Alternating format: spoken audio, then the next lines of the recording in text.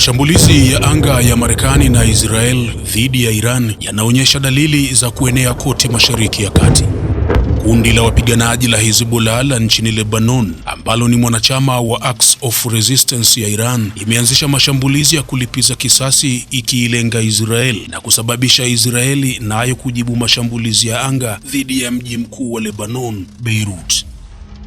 Kulingana na mashirika ya habari ya AFP na Reuters, Hezbollah imesema imerusha makombora na ndege zisizo na rubani dhidi ya Israel katika kulipiza kisasi kwa kuua washahidi kwa kiongozi mkuu wa Iran Ayatollah Ali Khamenei na mashambulizi ya mara kwa mara kutoka Israel.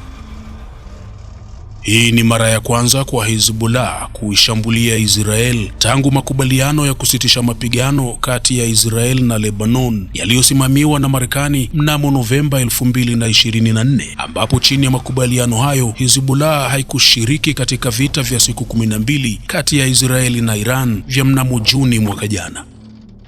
Hapo jana Jumapili ulifanyika mkusanyiko mkubwa wa kuomboleza kifo cha Khamenei huko Beirut, mji mkuu wa Lebanon, huku maelfu katika mkutano huo wakiimba kifo kwa Amerika, kifo kwa Israel.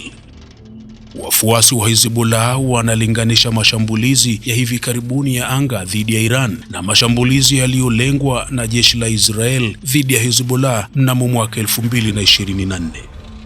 Mmoja wa wanachama wa Hezbollah, Ali Musavi, ameliambia shirika la habari la AFP kuwa kifo cha Khamenei ni tukio chungu sana na la kusikitisha, na kwamba alihisi kama kushuhudia kifo cha shahidi cha kiongozi wa Hezbollah, Hassan Nasrallah, aliyeuliwa na Israel.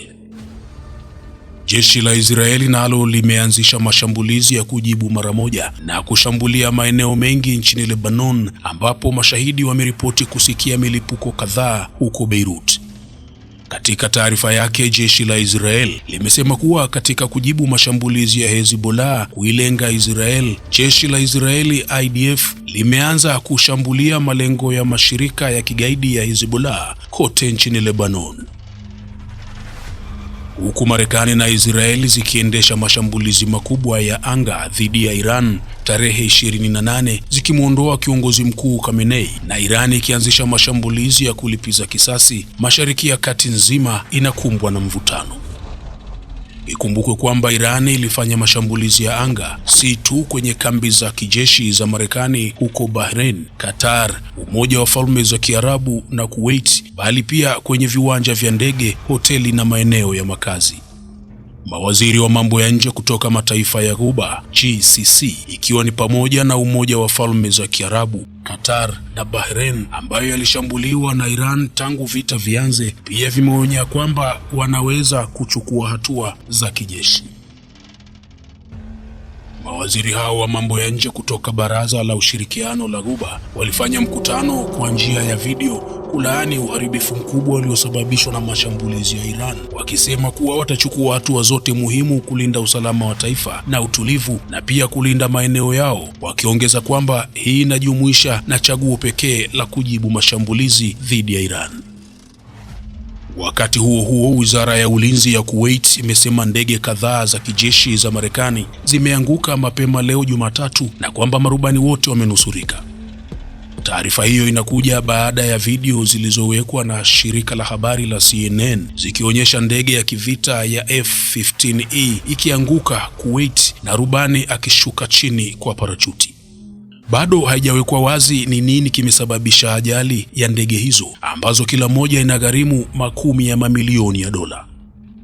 Msemaji wa Wizara ya Ulinzi ya Kuwait, Kanali Saidi Al-Atwan, amesema katika taarifa hiyo kuwa mamlaka husika mara moja zilianzisha shughuli za utafutaji na uokoaji. Amesema marubani waliondolewa kwenye maeneo ya ajali na kufikishwa hospitalini ili kutathminiwa hali yao na kutoa huduma muhimu ya kimatibabu. Video moja inaonyesha ndege ya kivita ikiwaka moto na kuanguka kutoka angani, na inaonyesha ndege hiyo ilianguka ndani ya kilomita 10 kutoka kambi ya kijeshi ya Marekani ya Al Salim huko Kuwait. Ajali hizo zinakuja wakati mashambulizi makali dhidi ya mataifa ya Ghuba kama sehemu ya vita vinavyopanuka na Iran. Pia inatokea wakati moshi ukishuhudiwa katika eneo linalozunguka ubalozi wa Marekani huko Kuwait.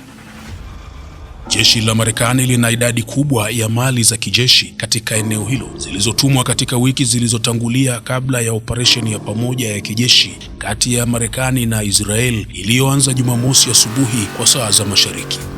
Orodha iliyotolewa na kamandi ya jeshi la Marekani huko Ghuba, CENTCOM, siku ya Jumapili inaonyesha mali zilizotumika hadi sasa ni pamoja na ndege za F-18, F-16, F-22, F-35, ndege za kushambulia za A-10, ndege zisizo na rubani za MQ-9 Reaper, ndege za kujaza mafuta, mifumo ya kukabiliana na ndege zisizo na rubani, meli za kubebea ndege za jeshi la wanamaji na ndege za kuharibu makombora.